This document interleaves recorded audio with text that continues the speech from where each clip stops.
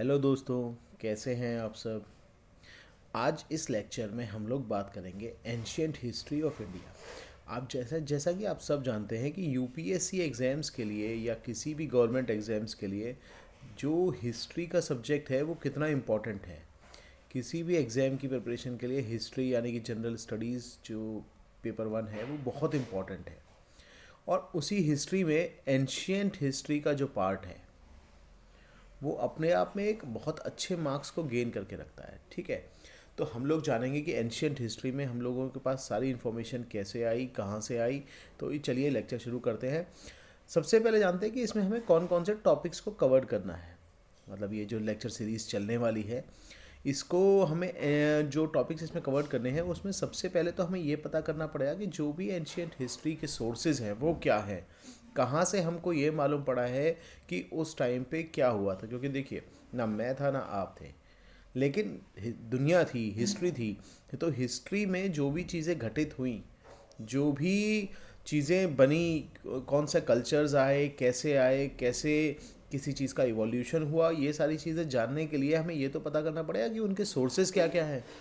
Right, तो उन sources के बारे में हम यहाँ पे बात करेंगे। नेक्स्ट इज हम बात करेंगे प्री हिस्ट्री पीरियड के बारे में। प्री हिस्ट्री पीरियड को हम लोग स्टोन एज भी कहते हैं, इसके बारे में डिटेल से सीखेंगे। नेक्स्ट सीखेंगे हम चालकोलिथिक एज के बारे में।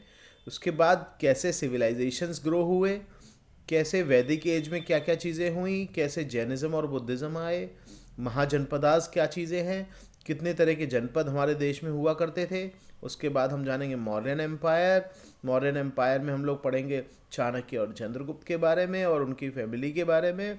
उसके बाद पोस्ट मौर्यन एम्पायर कैसे ग्रो किया, कैसे कौन कौन से एम्पायर्स उसके बाद बने। उसके बाद जो बड़ा एम्पायर आया वो गुप्ता एम्पायर था। गुप्ता एम्पायर के बाद उसके डिक्लिनेशन के बारे में हम लोग जानेंगे। ठीक है, तो चलिए शुरू करते हैं। सबसे पहले बात करते हैं हम लोग प्री हिस्ट्री की। जो प्री हिस्ट्री पीरियड होता है वो कोई रिटन डॉक्यूमेंट्स नहीं थे, इसीलिए हम उसको प्री हिस्ट्री पीरियड बोलते हैं। कोई भी रिटन डॉक्यूमेंट्स अवेलेबल नहीं थे। इनका इकलौता सोर्स जो है वो आर्कियोलॉजिस्ट है। आर्कियोलॉजिस्ट है जो कि जितनी भी हिस्ट्रिकल साइट्स हैं वहाँ से जो भी उनको फॉसिल्स वगैरह मिलते हैं उनके बेसिस पे ये डिपेंड करते हैं, ये रेडियो डेटिंग के थ्रू, रेडियो कार्बन डेटिंग के थ्रू ये पता करते हैं कि इसकी एज क्या है और किस तरह के ये लोग रहे होंगे। ठीक है, तो प्री हिस्ट्री पीरियड को हमने 3 पार्ट्स में डिवाइड किया है: पैलियोलिथिक एज, मीजोलिथिक एज और नियोलिथिक एज। जो पैलियोलिथिक एज है या नियो मीजोलिथिक एज है, इसमें ये लिथिक जो वर्ड है इसका मतलब होता है स्टोन। सिर्फ इसी वजह से हम इसको कहते हैं स्टोन एज। राइट, हम इसको कहते हैं स्टोन एज। पैलियोलिथिक का जो टाइम पीरियड था, पैलियो मतलब ओल्ड, ओल्ड, तो इसलिए इसका नाम पड़ा old stone age. Right, old stone age. इसका जो टाइम पीरियड था वो आप ये मान के चलिए कि अप्रॉक्सीमेट 5 लाख BC से 10,000 BC के अप्रॉक्सीमेट था। राइट, 5 लाख BC से 10,000 BC के अप्रॉक्सीमेट था। मीज़ो मतलब मिडिल, तो ये पड़ गया मिडिल स्टोन एज। इसका जो टाइम पीरियड था वो 10,000 BC से 6,000 BC तक था। कब तक? 6,000 BC तक। Next is Neolithic. नियो मतलब न्यू या मॉडर्न, तो न्यू स्टोन एज, इसको हम कहते हैं न्यू स्टोन एज। इसका जो टाइम पीरियड था वो 6,000 BC से 1000 BC तक था। तो आपने देखा इन तीनों एजेस में जो सबसे बड़ा टाइम है वो पैलियोलिथिक एज का है और इसी दौरान ह्यूमंस का इवोल्यूशन हुआ था।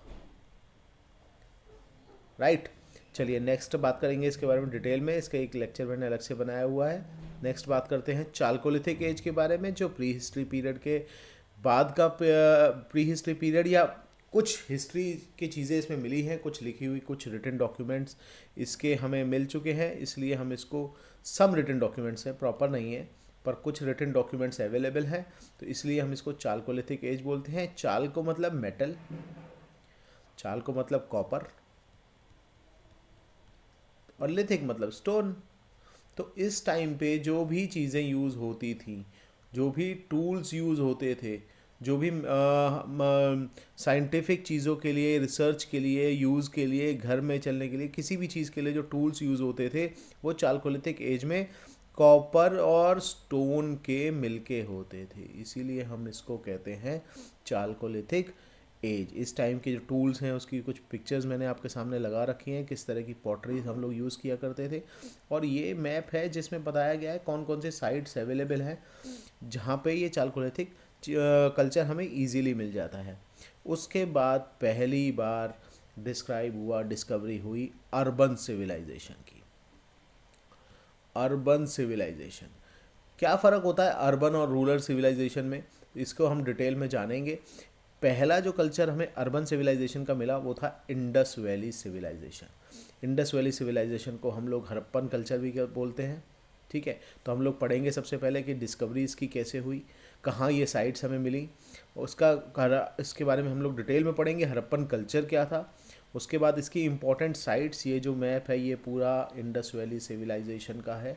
इस तरह के घर और रहने की चीज़ें यहाँ हुआ करती थी और इस तरह के इक्विपमेंट्स यहाँ बहुत ज़्यादा चले। इसके बाद हम जानेंगे इसके फीचर्स के बारे में, कैसे इस टाइम के ह्यूमंस रहते थे, आगे बढ़ते थे, ट्रेड करते थे, इन सारी चीज़ों को जानेंगे। उसके बाद जो एज आई वो थी वैदिक एज, राइट।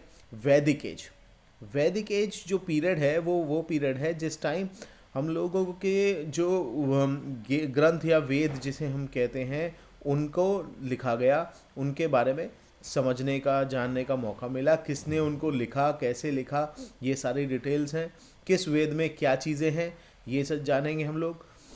इसका ओवरव्यू लेंगे। हम लोगों का जो ट्रेडिशनल पूजा वूजा का सिस्टम है वो हमारा शुरू हुआ, कैसे हम लोगों ने देवताओं की पूजा शुरू करी, किस देवता की पूजा से क्या होता है, ये सारी चीज़ें हम लोग वैदिक एज में सीखेंगे। इसके बाद हमारा एजुकेशनल सिस्टम बढ़ा जिसमें हमने गुरुकुल्स का इंट्रोडक्शन लिया, ये सब भी हम लोग यहीं पे सीखेंगे। वैदिक एज को भी बेसिकली 3 पार्ट्स में हम लोग पढ़ेंगे। पहला पढ़ेंगे वैदिक लिटरेचर राइटिंग का, दूसरा पढ़ेंगे अर्ली वैदिक पीरियड का, और तीसरा पढ़ेंगे लेटर वैदिक पीरियड का। ठीक है फ्रेंड्स।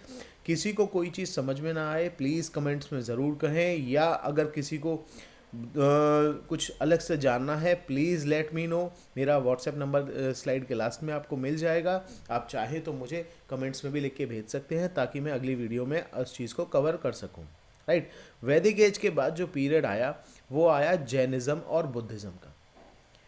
क्यों ज़रूरत पड़ी इन ओरिजिन्स की, इन धर्मों की हमें क्यों ज़रूरत पड़ी, कैसे ये बुद्धिज़्म और उसके बाद फिर जैनिज़्म आगे बढ़े, तो हम ये जानेंगे बुद्धिज़्म कैसे फैला, क्यों ज़रूरत पड़ी, क्या इसकी टीचिंग्स थी, क्या जो भी यहाँ पे टीचर्स थे वो क्या सिखाते थे, जैनिज़्म में क्या सीखते थे, ये सारी चीज़ें हम लोग सीखेंगे। उसके बाद जैसे जैसे लाइफ आगे बढ़ी, जीवन आगे बढ़ा, टाइम आगे बढ़ा, नए नए जनपद्स बनने लगे। क्यों बने वो, कैसे पुराने कल्चर को ख़त्म करके नए कल्चर बने, नई डायनेस्टीज़ बनी, उनकी क्रोनोलॉजी क्या थी, सोशल और मटेरियल लाइफ क्या थी, वो कैसे जीते थे और कैसे अपना जीवन यापन करते थे, उनका एडमिनिस्ट्रेटिव सिस्टम क्या था, और इन्हीं के टाइम पे कैसे बाहर से बहुत सारे फॉरेन इन्वेजन्स इंडिया में आने हो गए शुरू बिजनेस के लिए। किसके लिए, सबसे पहले सारे फॉरेन इन्वेशन बिजनेस के हिसाब से आए, कुछ ने फिर कुछ ने अटैक किया, ये सारी चीज़ें हम लोग यहाँ जानेंगे। नेक्स्ट है मौर्यन एम्पायर, पहला वो एम्पायर जिसने कंप्लीट भारत को एक किया, राइट, जिसने कंप्लीट भारत को एक किया। इसमें हम लोग जानेंगे श्री चाणक्य जी के बारे में, हम ये जानेंगे कि यह क्यों और कैसे आगे बढ़ा, फिर इसकी क्रोनोलॉजी क्या थी, कौन कौन से रूलर्स आए, लिटरेचर क्या था, किसने कितना लिखा। जैसे कि हम जानते हैं अर्थवेद जो है वो चाणक्य जी ने लिखा था, वो जो अर्थशास्त्र है वो चाणक्य जी ने लिखा था, राइट। उसके बाद एजुकेशन पॉलिसीज़ क्या क्या थी, एडमिनिस्ट्रेशन पॉलिसीज़ क्या क्या थी, साइंस एंड टेक्नोलॉजी क्या क्या थी, एजुकेशन सिस्टम क्या क्या था, आखिर इसको भी क्यों डिक्लाइन किया गया, क्यों ये नीचे गिरा, कोई तो रीज़न रहे होंगे जब इतना अच्छा कल्चर बना तो फिर ये नीचे क्यों गिरा, फिर उसका इम्पैक्ट आने वाले इंडियन कल्चर्स पे क्या पड़ा, ये सारी चीज़ें हम लोग आगे जितने भी लेक्चर्स होंगे उसमें सीखेंगे। इनका ट्रांजिशनल फेज देखेंगे। सॉरी दोस्तों, ये मेडिकल नहीं मेडिवल है। तो हम लोग ये जानेंगे कि ट्रांजिशन फेज एंशियंट से मेडिवल पीरियड की तरफ कैसे मूव हुआ।